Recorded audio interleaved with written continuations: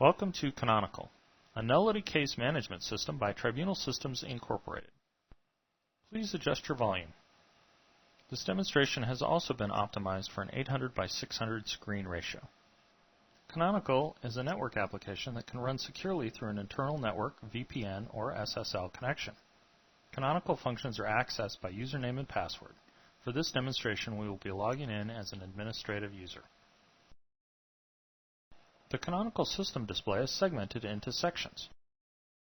Above are system-wide commands: logout, home, print queue, help, and retrieve case. The left-hand side of the screen has user-specific functions. Security privileges determine which functions are available to which users. The center area is for case information, events, and your general work. We will begin by using the add case function to enter a new case.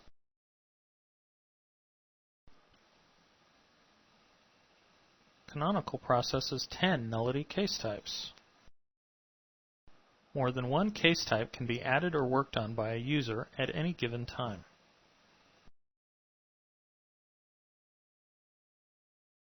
To begin, simply select a case type and click Go.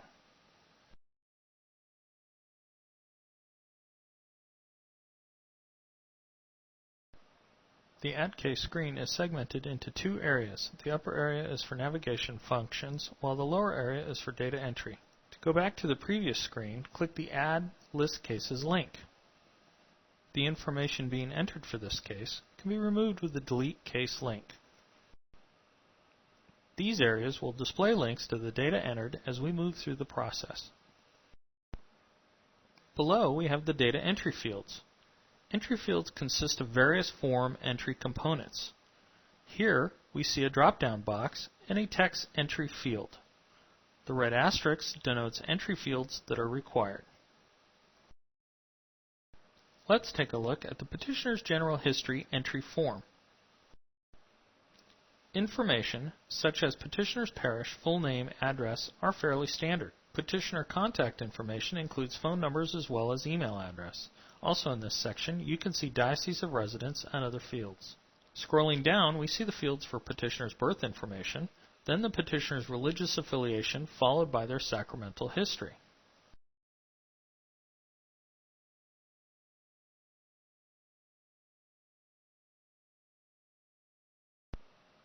Parental history is next for father, mother, and guardian. The final section for the petitioner's general history is overall marital history. Current marital status, followed by total number of marriages. This field will tell the system how many marriages to ask for. If you put in 3, then the system will ask for 3 marriage histories. The form ends with number of annulments, followed by total number of children and any support obligations. Let me input some data for us so we can move forward. I filled in the petitioner's general history fields. The petitioner's name will be Jane Eastwood Smith, as you see here. As we scroll through the form, you can see that I've entered the data required. For the total marriage field, I have entered 1 previous marriage. Let's now move forward to the marriage information screen. As you can see, the top portion of the screen has changed to show us the information that we've entered, as well as what will be requested. On the previous screen, the total number of marriages entered was 1. Therefore, the system will now only ask for 1 marriage. For navigation purposes, we also have a link back to the general history screen. Scroll down through the entry fields, you will see that most of the information requested is fairly common. Other party name, number of children born or adopted, the civil date and license information of the marriage, religious ceremony information, and finally, how the marriage ended and what civil court dissolved the marriage. Any annulment information is recorded in the last section. I will input some data so that we can move forward. As you can see, I've entered the requested marriage information. The other party's name in our fictitious case will be Henry Eastwood. With the marriage information complete, we can now move on to witness entry. The canonical system asks for a minimum of 2 petitioner witnesses. This preference can be changed by your tribunal. The amount of information requested is brief and starts with the name and address of the witness. The final section is for phone number, religious affiliation, gender, and relationship to the petitioner. I will input some data for both of the required witnesses, and we can move forward from there. As you can see, I've entered the requested information for both petitioner witnesses. Let's now move on to the other party information. The other party's general history screen is identical in layout to the petitioner's general history screen, with the exception of required fields. As you can see, some information has already been defaulted from previous forms. Let's scroll down the form and take a look.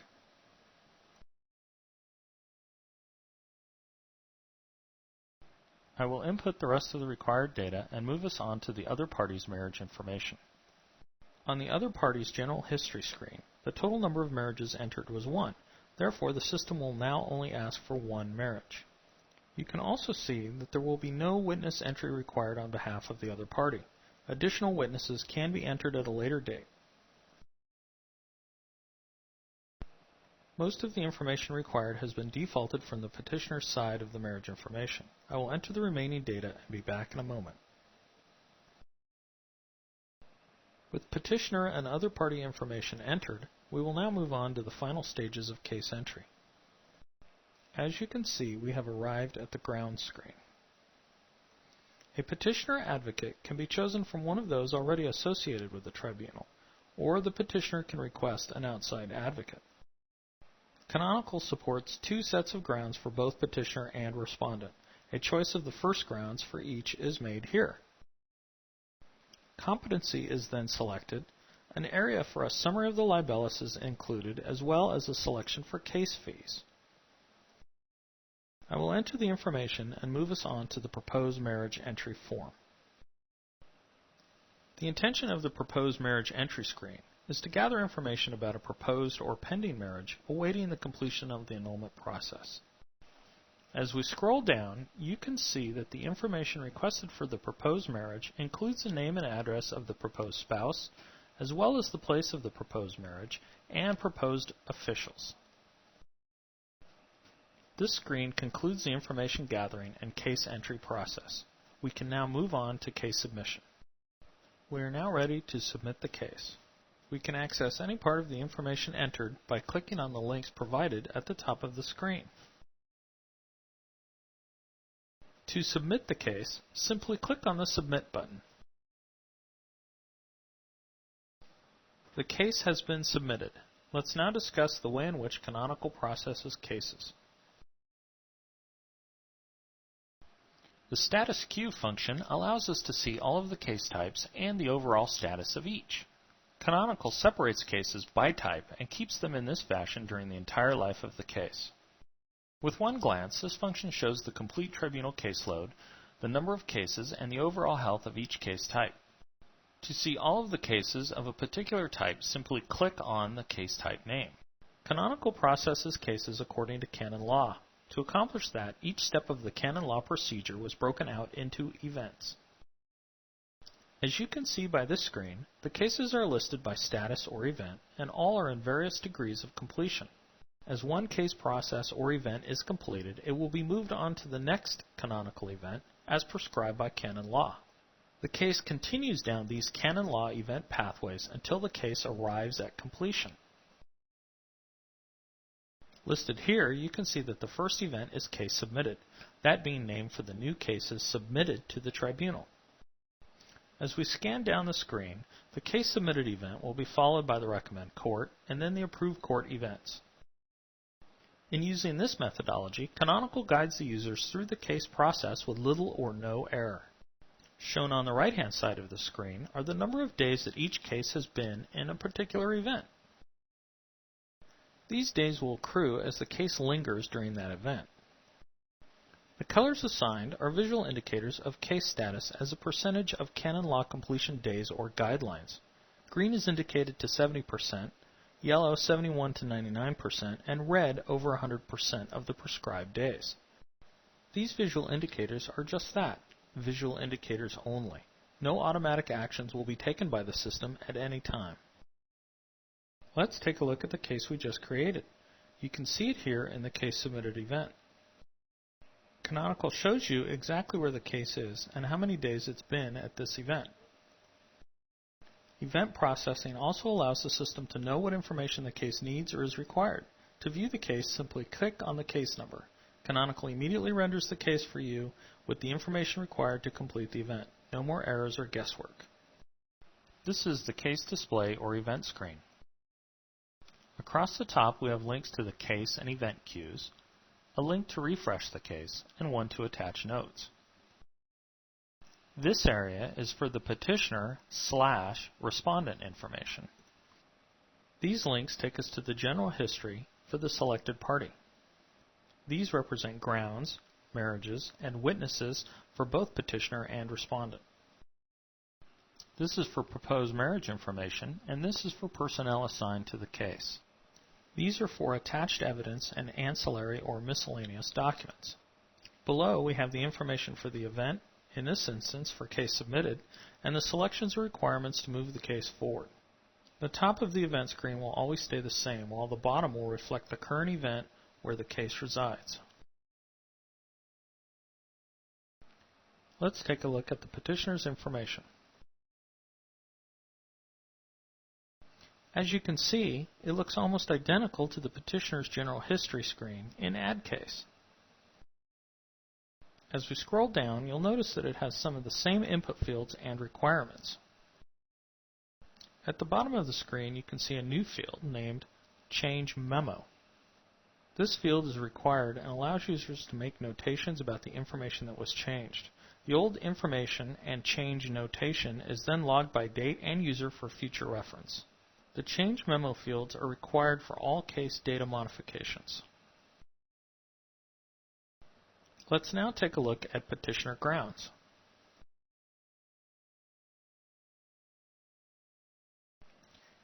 Here you can see the two sets of grounds, competency, and libellus summary.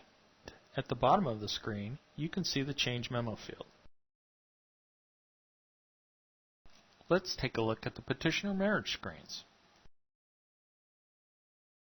The first screen for the petitioner marriages shows all of the current marriages as well as a link to add new marriages.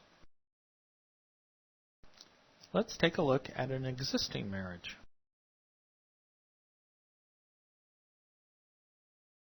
These fields are also similar to the Add Case function. At the bottom of the screen, you will again see the Change Memo field. The witness screens work the same as the marriage screens and have similar data as in the Add Case function. Let's click on the link for Proposed Marriage Information. Proposed Marriage Information is again similar to what was entered during the Add Case function. And, as with all case entry information screens, you will again notice the Change Memo field at the bottom. Now let's look at personnel information. The Personnel screen allows for the assignment and maintenance of case personnel. Here we see how to assign a sole judge or collegiate judges. The drop-down boxes only contain the individuals who can fulfill the requested role. Here we see the sole judges. Further down we see only advocates. And again at the bottom we see the Change Memo field. Let's take a look at the Documents link. The Documents screen allows us to print already rendered documents and documents that are ancillary or miscellaneous to the case event process. These are documents or items that can be associated with the case, but are not necessarily used during case events. Here we see the first section, Envelopes. Below are termination documents, and even farther down are some decrees. As you can see, these are documents that can be printed at any time during the case process and may not be required or necessary during canonical events. I will discuss evidence and evidence attachment later in the demonstration. All of these areas, including the event data below, can be secured so that only authorized individuals have access to the information. Let's now move below and take a look at the case submitted event. As we discussed earlier, when a case is activated, Canonical immediately displays it with the information that you need to move the case forward. Here we see the event for the case that we've entered. Our case is in the Case Submitted event. This is the first step for a formal case.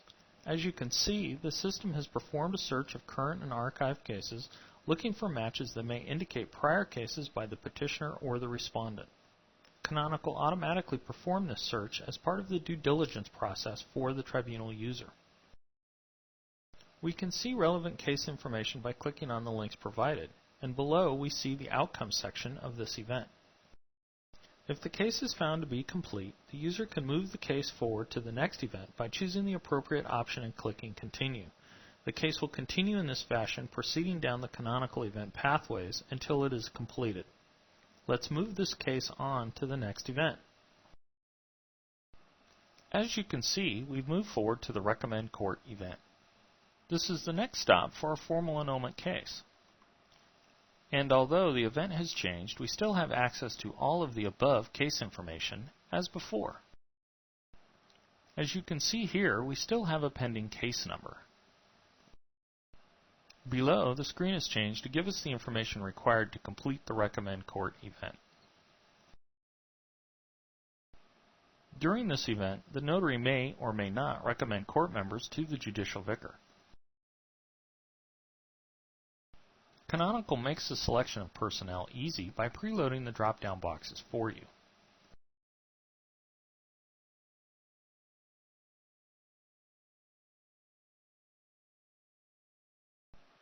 Once the notary is finished, they can move the case on to the next event.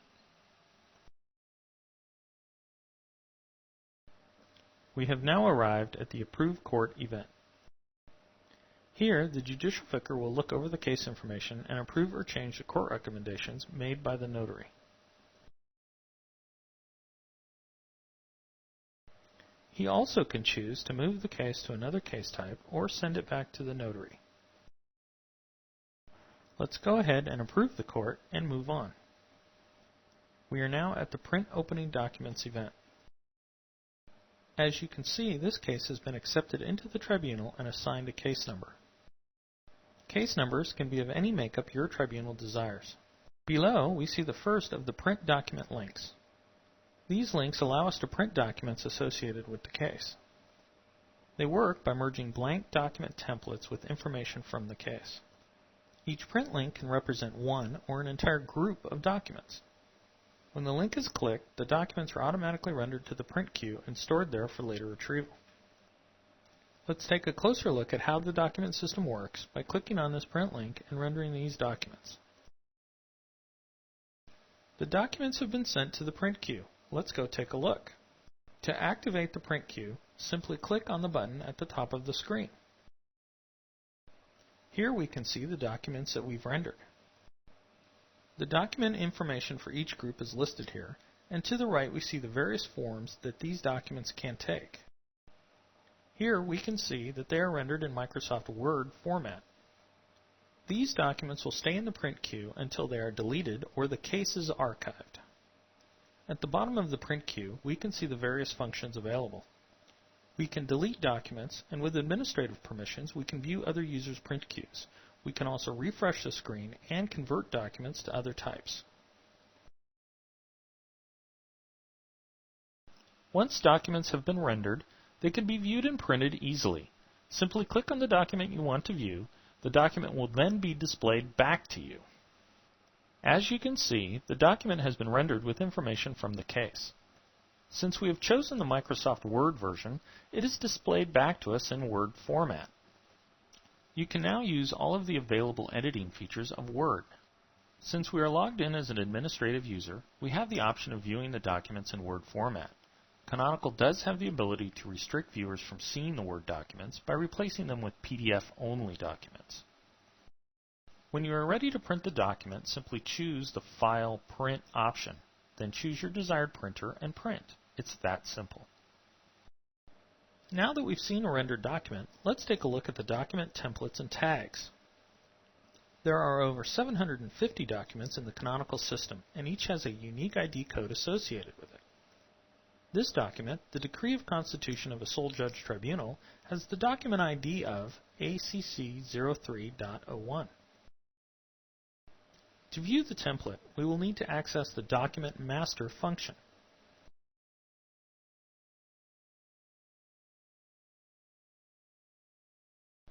To find the template we're looking for, we enter the code and click Search. The document ID is displayed. We click on the link and we reach the Document Master maintenance screen for the document that we've selected.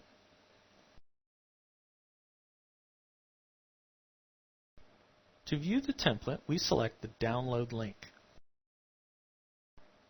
The option box will appear and we can select Open. The template is now displayed. As you can see, the document rendering system uses tags as placeholders for the case information. There are over 450 document tags that can be used. Once the document is changed, we can save it and upload it over the original. The document will then be accessible to everyone at the tribunal. I'll now show you how to attach evidence to a case. Let's navigate to the left and click on Evidence Maintenance. We will enter the case number 2005-0007. When it's displayed, we will click on it to bring up the evidence interface. As you can see, there is no evidence attached yet. Let's find a file and attach it. Once you've selected the file you want to attach, simply click the Add File button. Now that we see that the upload is finished, we can click back to the evidence screen and see that our file has been added. It's that simple. Now that we've added evidence to our case, how do we see it? We can look at it through this function, but let's navigate back to our case and view it through the event system. To better help us navigate, we will use our home queue. As you can see, the home queue lists all of the cases that we are currently assigned to. Here is our case in Opening Documents. To activate it, simply click on the case number. Over on the right is the Evidence link. Here we see our evidence listed. To view it, we simply need to check and click View Evidence.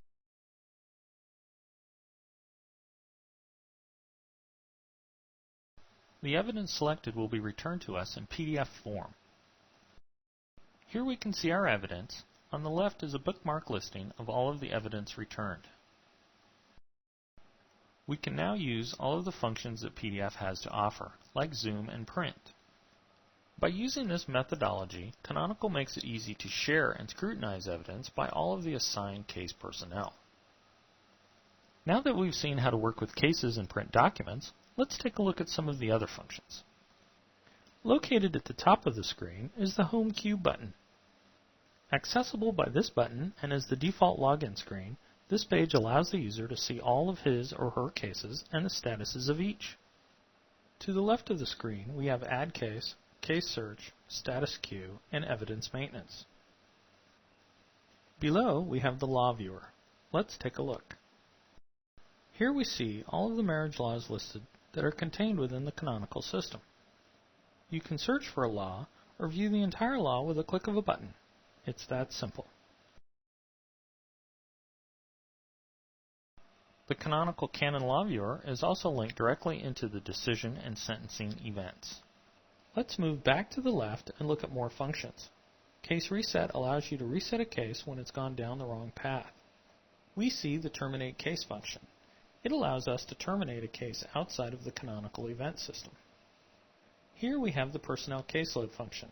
This function allows us to see all of the users in the tribunal and what caseloads they may be carrying. Let's sort the screen by case role and look at a specific user. Here we see Sister Mary Moore's caseload. This personnel management tool allows you to see exactly which users have which cases and the status of each.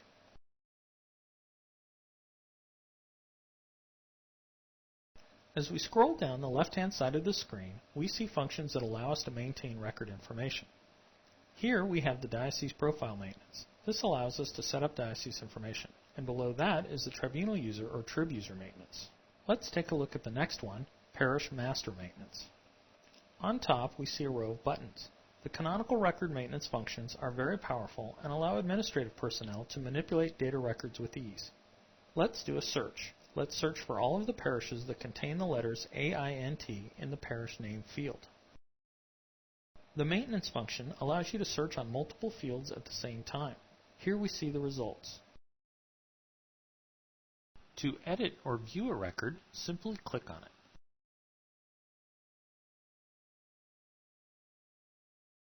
Now we can edit, copy, or delete it with the click of a button.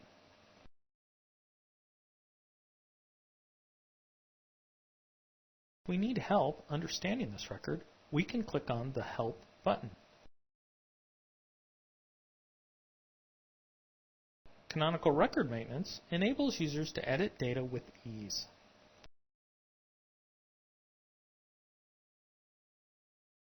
As we scroll further down the left-hand side of the screen, we can see the other canonical functions. Here are the rest of the record maintenance functions. Here we see some of the reporting functions. Canonical has an end-of-year reporting function that allows tribunal personnel to see yearly case statistics for their reporting to Rome. The system also has an export data function that allows users to extract case information in Microsoft Excel or other spreadsheet formats. And lastly, Canonical has a simple fee record-keeping system that allows tribunals to keep track of case fees and payments. That ends our Canonical demonstration for today. For more information, please contact Tribunal Systems Incorporated. We can be found on the web at www.tribunalsystems.com or by email at info@tribunalsystems.com and by phone at 623-582-0347. Thank you for your time.